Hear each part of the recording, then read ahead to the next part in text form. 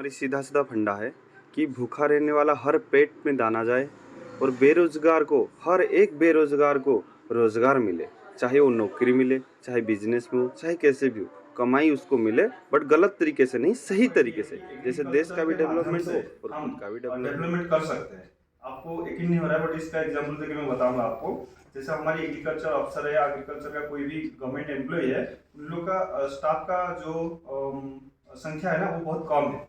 तो हम लोग उसको बढ़ा के और हमारी जो पॉपुलेशन है, जो अनएम्प्लॉयड पॉपुलेशन है, उसको लेके हम एक बहुत बड़ा संगठन कर सकते हैं जिसको हम नौकरी दे सकते हैं। कैसे उसका मैं आपको बता रहा हूँ, यहाँ पर देखिए। हमारे पास पहले तो टॉपिक हो गया 47% ऑफ ग्रेजुएट हमारी जो है, ये 47% जो ग्रेजुएट है हमारी, ये अनएम्प्लॉयड है। तो हमको वो ग्रेजुएट को यदि एम्प्लॉयमेंट करना है तो हमको क्या करना है, पहले तो इकट्ठा करना है, पहले पीपुल को इकट्ठा करना है जिनको नौकरी चाहिए। मतलब हमको इसका मतलब हमारे पास वैकेंसी आ गया, अब गवर्नमेंट वैकेंसी निकालेगा। और कौन सा वैकेंसी? गवर्नमेंट वैकेंसी निकालेगा, गवर्नमेंट नौकरी देगा उनको। जैसे नॉर्मल नौकरी होता है जिसपे जॉब होता है, जिसपे गवर्नमेंट का सैलरी 35,000 50,000 या 60,000 का अराउंड जो भी होता है, उस हिसाब से गवर्नमेंट वैकेंसी निकालेगा। ये कोई 1,000-2,000 का नहीं, ये हो सकता है लाखों के तादाद में भी निकल सकता है।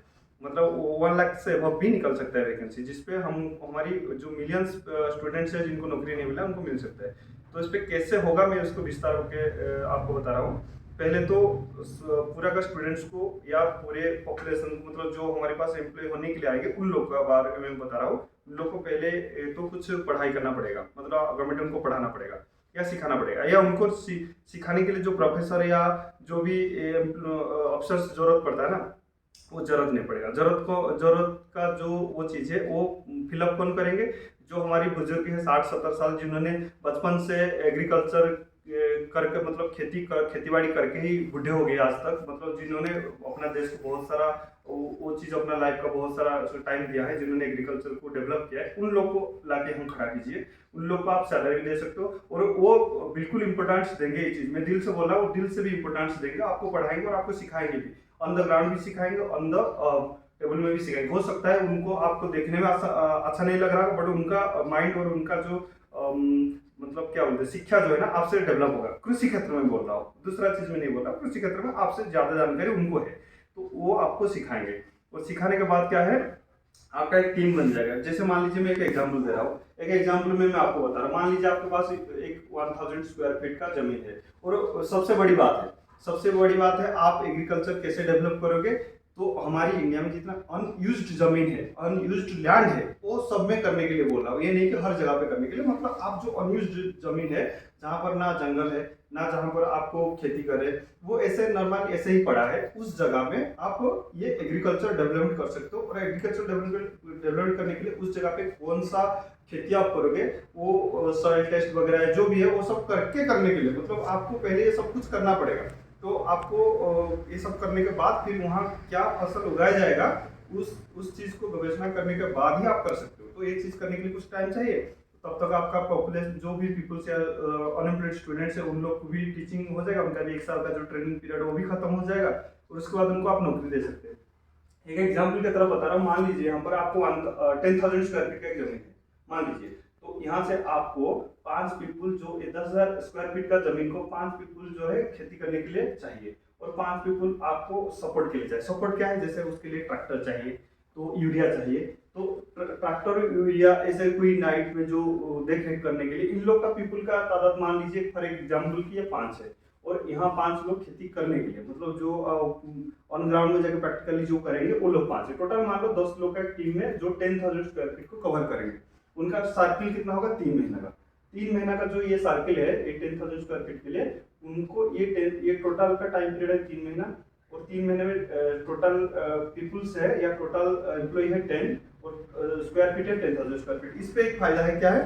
आपके पास अनाज भी आएगा, आप उन लोगों को पेमेंट दोगे तो एम्प्लॉयमेंट भी उन लोगों को मिलेगा।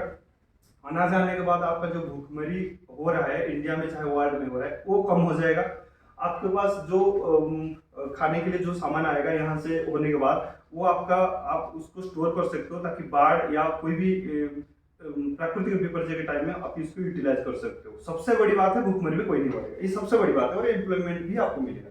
दूसरी चीज है, तो ये मान लीजिए आपको फॉर एग्जाम्पल कि 3 महीने में आपका ये पूरा सर्किल खत्म हो रहा है, तो आप बोलोगे कि बाकी टाइम बंदे क्या करेंगे, तो बाकी टाइम में ये 10,000 स्क्वायर फीट में तो आपने मान लीजिए कि चावल उगा लिए, अभी ये 3 into 4 बाकी तो 4 टर्नओवर बचेगा ना, 3 महीना बच गया तो 12 मंथ में बाकी 4 टर्नओवर 4 बच गया, तो टोटल 3 बच गया, एक हो गया तो 3 बच गया। तो मान लीजिए एक 10,000 स्क्वायर फीट में आपको 3 महीने में मान लीजिए फॉर एग्जाम्पल कि 2 लाख का प्रॉफिट हो रहा है, ठीक है। तो अभी टोटल प्रॉफिट साल में कितना हो जाएगा, 8 लाख, तो 4 टर्नओवर टोटल है, तो टोटल 8 लाख मान लीजिए प्रॉफिट हो रहा है, आपको प्रॉफिट हो रहा है। आप उनको 10 लोगों को एम्प्लॉयमेंट नौकरी दे रहे हैं, 8 लाख का प्रॉफिट हो रहा है, और आपने जो इन्वेस्ट किया है उसके बाद 8 लाख प्रॉफिट हो रहा है, ये नहीं कि टोटल 8 लाख प्रॉफिट हो रहा है। तो आपके पास प्रॉफिट भी हो गया, एम्प्लॉयमेंट भी आ गए, अनाज भी हो गया, अब टोटल सर्किल आपको क्लियर हो गया। अब इस पे आप जो प्रॉफिट यहाँ दे रहे हो, इस प्रॉफिट का 50% या 30% उन एम्प्लॉय को परसेंटेज भी चार्ज दो। आप मान लीजिए आप 1 लाख का प्रॉफिट ले रहे हो, उस पर 30% एम्प्लॉयमेंट को ही मिलेगा, हर साल मिलेगा जितना प्रॉफिट हो रहा है। तो उस पर क्या हो जाता है ना, आपको 100% वो प्रॉफिट का 30% ले रहे हैं, तो आपको 100% वो अपना काम करके देंगे, मतलब जो काम करने का परसेंटेज है वो 100% इफर्ट आपको मिलेगा, ताकि ऐसे कोई बोलेगा नहीं कि आज मेरे को बुखार आ रहा है, ये हो रहा है, वो उसके लिए अलग है। बट जो प्रॉफिटेबल है वो जैसे बढ़ेगा उनको उसी हिसाब से परसेंटेज बढ़ेगा, तो उनको काम करने के लिए भी मन करेगा और वो ज्यादा एफर्ट देके काम भी करेंगे, मतलब काम भी होगा, प्रॉफिट भी होगा, और उनको और एफर्ट देके काम करने का मन भी करेगा, ठीक है। ये यहाँ तक समझ गए।